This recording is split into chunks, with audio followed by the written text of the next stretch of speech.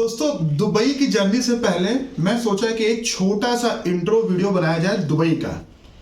और दुबई के पीछे क्या हिस्ट्री है, दुबई में क्या क्या हुआ, कैसे आज दुबई जो है हम जो देख रहे हैं वो दुबई यहाँ तक कैसे पहुंचा, इतना डेवलप कैसे हुआ, तो वो सब हम जानेंगे इस एपिसोड में। तो शुरू करते हैं अपना एपिसोड।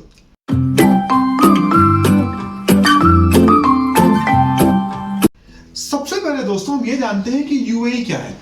यूएई है यूनाइटेड अरब एमिरेट्स। एमिरेट्स मतलब 7 छोटे छोटे राज्य, स्टेट समझिए, राजा लोग को समझ लीजिए। जैसे अपने इंडिया में बहुत से राजा थे जब देश आज़ाद हुआ, तो वैसे ही यूएई में एक 7 एमिरेट्स का एक संगठन है जिसको हम एमिरेट्स बोलते हैं, जिनके नाम है Ras al Khaimah, Sharjah, Abu Dhabi, Umm al Quwain, Ajman, Dubai और फुजेरा। ये 7 एमिरेट्स मिलके यूएई को बनाते हैं।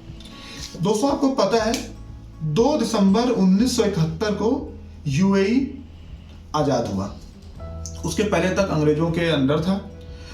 2 दिसंबर 1971 के पहले काफी सिविल वॉर टाइप की चीजें होती थी, कबीलाई हमले होते थे, एक दूसरे में टेंशन था, बॉर्डर को लेके प्रॉब्लम होती थी।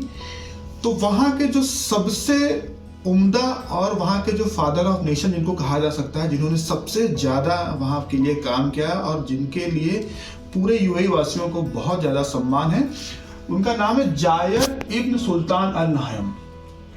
ये ऐसे शख्सियत थे जिन्होंने सारे एमिरेट्स को एक किया और इन्होंने मिलाकर उसको यूएई बनाया।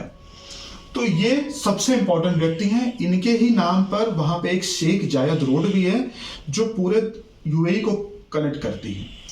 इनके जो बड़े बेटा हैं, पुत्र हैं, इनका नाम है खलीफा बिन जायद अल नहयान। इस समय ये किंग हैं और इन्हीं खलीफा के नाम पे ही बुर्ज खलीफा है। इनके सम्मान देने के लिए बुर्ज खलीफा का नाम बुर्ज खलीफा रखा गया है। तो ये इस समय किंग है। उसके बाद जो इनके सेकंड भाई है, छोटे भाई हैं, मतलब शेख जायद के छोटे बेटे, इनका नाम है मोहम्मद बिन जायद अल नहयान। ये प्रिंस हैं, ये इस समय के क्राउन प्रिंस हैं। मतलब जब हमारे खलीफा जी नहीं रहेंगे तब ये वहां के किंग बन जाएंगे। तो आज की डेट में यूएई के किंग हैं खलीफा और प्रिंस है मोहम्मद बिन जायद। और यही खलीफा जो है ये यूएई के प्रेसिडेंट भी हैं। ये पूरे यूएई के प्रेसिडेंट भी हैं। यूएई में हर 5 साल के बाद वोटिंग होता है जिसमें ये सारे एमिरेट्स वोट करते हैं और उस एमिरेट के बेस पे वहां के प्रेसिडेंट और प्राइम मिनिस्टर चुने जाते हैं। प्रेसिडेंट हमेशा यूएई में अबू धाबी का ही बनते आ रहे हैं। पहले जायद थे, अब खलीफा बिन जायद हैं। और प्राइम मिनिस्टर हमेशा दुबई का ही होते हैं, जैसे वहां पे इस समय शेख राशिद है। आइए आप जानते हैं दुबई के बारे में। दोस्तों, दुबई के करंट सिचुएशन में पहुंचने से पहले उसकी हिस्ट्री भी हम जान लेते हैं कि दुबई आज इतना डेवलप क्यों है। दुबई में अगर आपको यकीन ना हो तो 1800 शताब्दियों में वहां पे छोटे छोटे फिशिंग के विलेज हुआ करते थे जहां मेन काम था फिशिंग का। दुबई में 300+ टाइप्स की फिश मिलती हैं। आपको बता दूं, दुबई के बगल जो सी है उसको हम पर्शियन गल्फ बोलते हैं, पारस की खाड़ी कहा सकता है, वो वहां पे है। और वहां पे 300 से ज्यादा मछलियां मिलती हैं।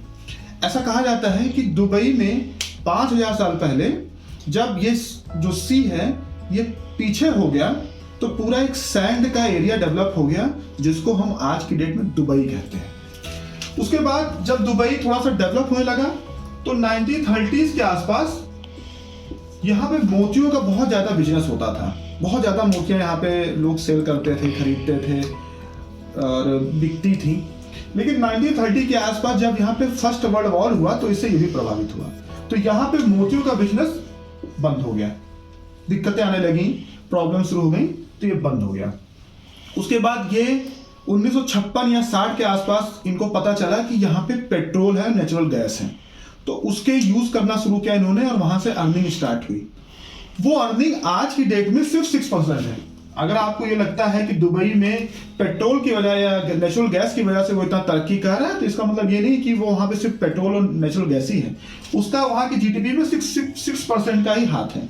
बाकी 23% वहाँ पर इंडस्ट्रीज डेवलपमेंट है। ऐसा कहा जाता है कि दुबई को वर्ल्ड का क्रेन सिटी भी कहा जाता है। 22% क्रेन्स अकेले दुबई में यूज हो रही हैं, ऐसा हम लोग कहते हैं। तो ये दो चीज बहुत इंपॉर्टेंट थी। 1971 में जब यूएई आजाद हुआ तो दुबई ने क्या किया, उसने अपने दरवाजे सबके लिए ओपन कर दिए। उसने कहा कि हमारे कंट्री में आइए, इन्वेस्ट करिए, आपको बहुत ही कम टैक्स में यहाँ पे प्रॉपर्टी लीजिए, अपनी बिल्डिंग बनाइए, अपनी कंपनी बनाइए, मॉल बनाइए, और गवर्नमेंट आपसे टैक्स बहुत कम से कम लेगा। साथ ही साथ वहाँ पे शरिया कानून लागू है, तो वहाँ पे कोई भी क्राइम की बहुत सख्त सजा है, इसलिए वहाँ पे क्राइम रेट बहुत कम है, 0.03 के आसपास है। तो उसने सेफ्टी का वहाँ पे बहुत ज़्यादा ख्याल रखा, जिससे प्रभावित होकर बाहर के कंट्री वाले वहाँ इन्वेस्ट करने लगे। और वहाँ पे आज दुनिया की सबसे ऊंची बिल्डिंग है, जिसका नाम आप जानते हैं, बुर्ज खलीफा। तो दोस्तों, करंट सिचुएशन में जो सबसे ऊंची बिल्डिंग इसमें बन रही है वो है जेद्दा टावर, सऊदी अरेबिया में। अगर वो बन जाती है तो बुर्ज खलीफा नंबर 2 पे आ जाएगा, लेकिन करंट सिचुएशन में बुर्ज खलीफा ही सबसे टॉलेस्ट बिल्डिंग है।